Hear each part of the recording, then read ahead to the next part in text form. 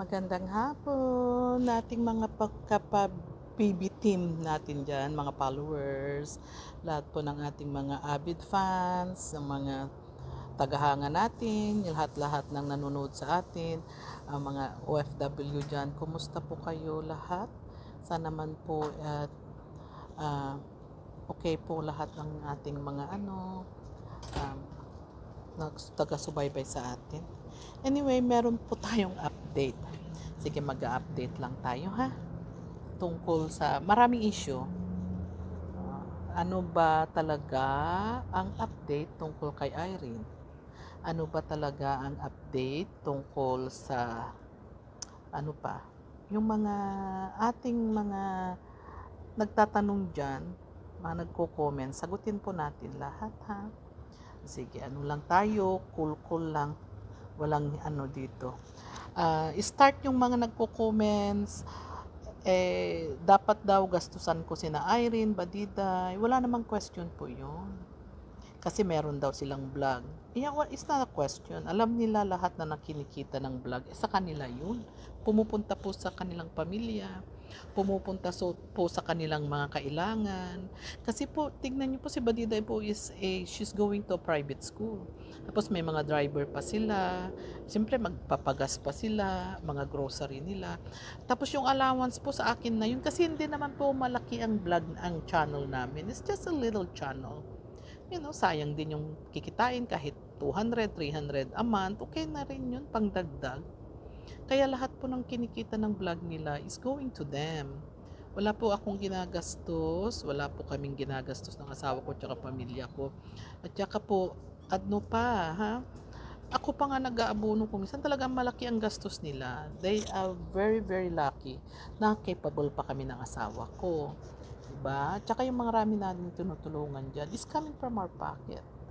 Yung mga vlog-vlog nila, sa kanila na yun, pangtulong. Kagaya ng pag-ano nila ngayon sa Davao, ang dami kong gastos talaga. Tumulong pa ako sa kapatid ni Badiday na nasa hospital. O yung mga grocery. Ganun lang po talaga. Kami ni Sir Paul po, wala kaming question dyan. Si Sir Paul, talagang katuwang yan, katuwang namin. Okay? Na wala kaming question dyan talaga. It's not a problem to us to help if meron po kami. Kaya wag na nating questionin yung tungkol sa vlog nila. Kasi, yun daw. Bakit daw, kumikita naman daw ang vlog nila. Next concern po. Ang sinasabi nila, si Irene ay pupunta uli sa Abra. I didn't make a decision yet. I didn't have a final decision. Ang dami nagtatanong sa akin. Sir Paul, hindi pa kami nag-uusap po. We didn't talk about Irene yet.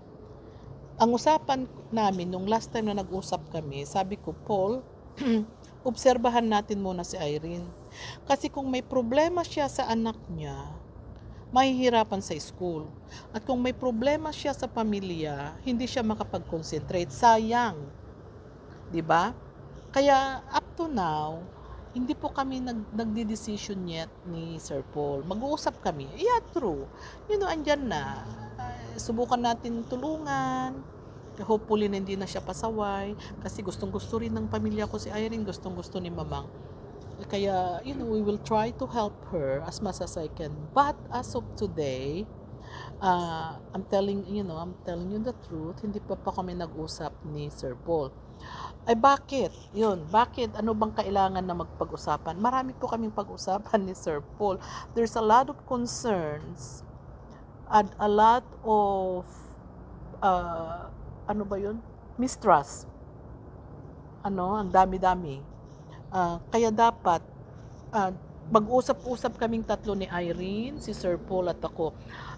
For a lot of reason.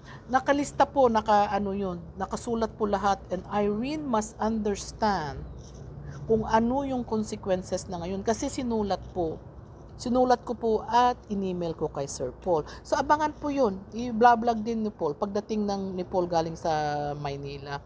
So, kasi sabi ng asawa ko po, si Doktor, if Irene did something, let's reprimand her. Hindi naman pwede daw na ulit-ulitin niya yung ginagawa niya. Naintindihan ko naman si Irene. I have it. Kasi mahirap din kami. Kung walang tutulong kay Irene, paano siya? Sino pang tutulong pag hindi kami? Siguro yun ang binigay ng Diyos, binigay si Irene sa amin. Para na naming anak yan. Okay, second concern, alam ko po may second concern pa tayo. Ayun, pag nagsasabi diyan, bakit si Irene hindi pa sila magkabalikan ni Gilbert? Sa kanila na po yun. You know, they're adults. Kaya lang kung tutuusin, kung ang advice ko kay Irene, just continue your schooling. Kasi pag nagiging professional ka, mas maganda ang inyong kinabukasan. At saka pwede mong, kayang-kaya mo ng tulungan yung mga anak mo, yung mga yung mga kapatid mo. Mga ganun po ang aking reason. Okay, so again, go to school. Diyan ka aangat talaga unless you have a business. Okay? Tatlong question po, pangatlo. Si Badiday, bakit daw hindi uuwi kahit 2 linggo? She has the choice. Pinaano ko sa kanya how many times. Kung gusto mo kahit 2 linggo, sabi niya, tita, wag na lang. Kung 2 linggo, wag na lang. Kasi Badiday has still school. Tapos papasok uli ng July. You know, she's college now. It's different from being a high school. It's her choice. Talaga, if she wants to go home, she can go home. Ako naman, wala akong problema dyan. Kaya lang, siya ang pumili po, siya ang nag-decision. Kami ni Sir Paul, wala kaming ka-influensya po dyan. Okay, so again, it's Badiday's choice. Again, hindi po kami nag-decision para sa kanya. Well, hopefully, makapunta sa Maynila pagdating ni na Marjorie para sa ganun, ma-meet niyan at mag-Manila muna kahit 2 araw. Okay, hopefully yun. Hindi ko pa alam ang plano talaga. Okay, pang-apat, bakit hindi ko daw kukunin yung mga anak ni Irene, tsaka yung mga asawa ni Badida, yung mga pamilya ni Badida ay Diyos ko po. Nakita nyo naman po kung gaano kami magtrabaho ng mag-asawa. Di pag ganun na ang aking sinusuportahan sa bahay, 24 hours na kami. Hindi na kami matutulog niyan. You know, it's hard to work. Hindi naman kami pwedeng maupo. Ang dami naming tinutulungan. Kaya lang hindi ko naman pwedeng akuhin sila lahat. Kasi once na inako ko sila lahat, cargo ko na po yun. Marami na kaming cargo masyado. Nagkasakit sila. Diba? Kawawa naman kami. Ako naman kung ano may tutulong ko sa kanila, be it. No question. Hindi ko na ako nagque-question. Okay? Kung ang may tutulong ka, just be grateful. Bakit daw ganun ang nila? At tapos meron pang question dyan, bakit daw dapat yung 2 anak ni Irene kukunin ko sa Abra para maalagaan ni Irene habang nag-aaral. The purpose of Irene going to school is to finish her school. Kawawa naman yung sponsor niya. Pag ganun, kawawa naman po kami. Paano yun pag bumagsak lalo? Kawawa po kami. Ano na ngayon ang mangyari sa mga sponsor kina Irene? Mahirap po yun. No? Tapos, si Irene po, kailangan niya ng guidance. I know I cannot, mahirap. Iniisip ko, mahirap si Irene. Mahirap na, sabi ko, she's a liability. It's a very, very high liability si Irene.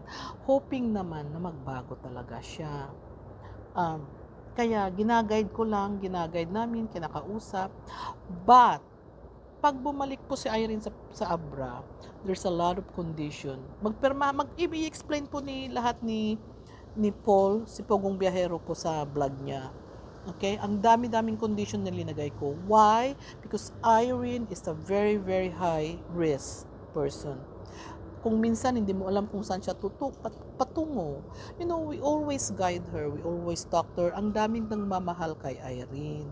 So, hoping naman na hindi na magpasaway. Kasi nahihirapan ako I can choose to say no, but I can choose to say yes also at the same time na babalik sa Abra.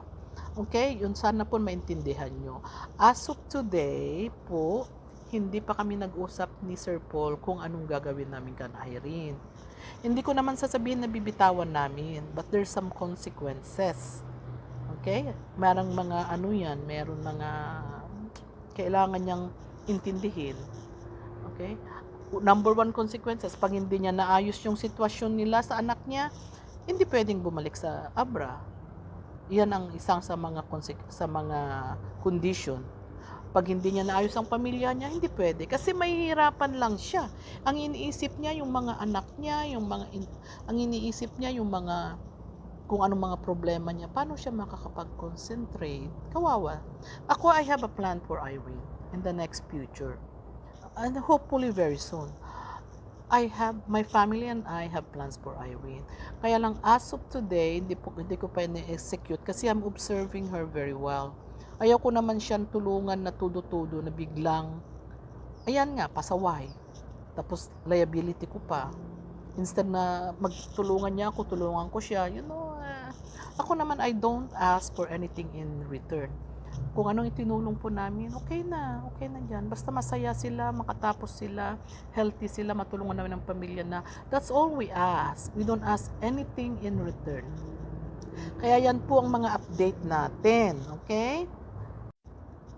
Ano pa po ang mga tanong nyo dyan? Marami po tayong mga updates. Kaya lang is mostly Irene. Again, as I said, eventually we will announce our decision. Si Irma, next question. Si Irma kailan pupunta sa Abra? As of today again, hindi ko pa nakausap si Paul tungkol kay Irma. Nung nag-usap po kami 3 weeks ago tungkol kay Irma, tinanong ko, when is Irma gonna go to Abra? Sabi niyo, tita, hindi ko pa alam, tignan na lang natin. Baka July. Sabi ko, Sir Paul, I like for her to go to Abra early para matuturan. Kasi iba, yung schooling nila dyan sa kanila, kaysa amin. Kasi sabi ko, at least to get used to it. Kung pupunta sa Abra. Again, as I said, wala po kaming pinag-usapan pa ni Paul na final. Okay, kaya hintay-hintay lang po tayo ha sa mga updates natin. Huwag natin paunahan kasi kayo naman bakit pa tayo nag-uunahan? Hintayin nyo yung kay Sir Paul, hintayin nyo kami. And then we will go from there, okay? Again, as I said, Irene, we would like Irene to be able to finish her school. And I hope she understands that. But then at the same time, for us to help her, she needs to help herself. Again, it's not a one-way ticket. Hindi naman pwede yun, di ba? Kaya for us to help her, for our family to help her, she has to help herself. Nanay ko nga sabi niya, wag niyong bitawan si Irene. Kawawa. Ayan na, si mamang mismo nagsabi. Tsaka yung mga kapatid kong dalawa, si Kate, tsaka Carol, si Floro, sabi niya, kawawa ma. Masipag naman si Irene. There's no reason. There's no question about Irene na kasipagan. Masipag si Irene. Madiskarte. Malambing. Kaya lang there's a lot of reason bakit yung nangyari.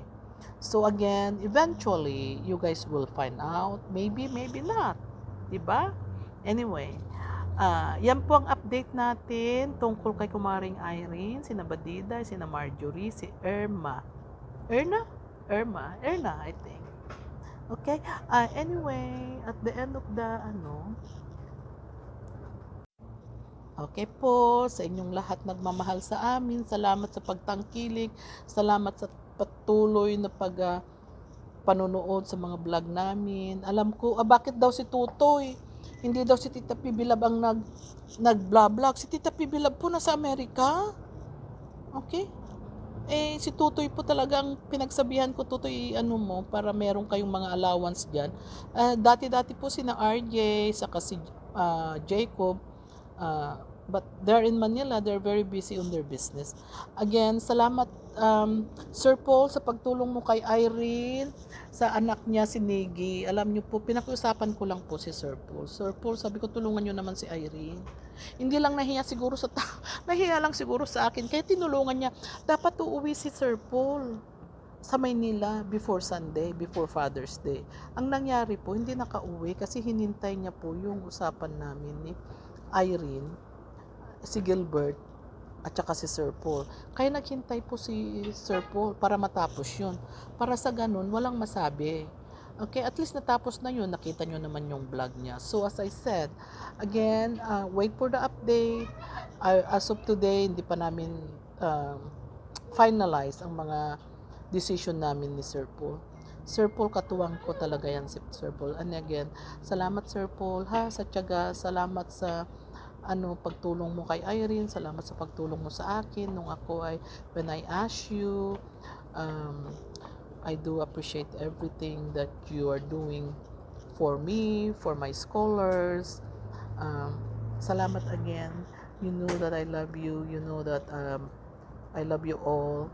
Again sa kay RJ at Jacob, even though we're not seen each other for a while and talked with each other, I remain, my heart is always with you. Mahal ko kayo lahat ng PB team. So, again, to all my followers, to everybody all over the world, I love you all. This is Tita PB Love. Sa next na vlog ko uli, okay? Salamat!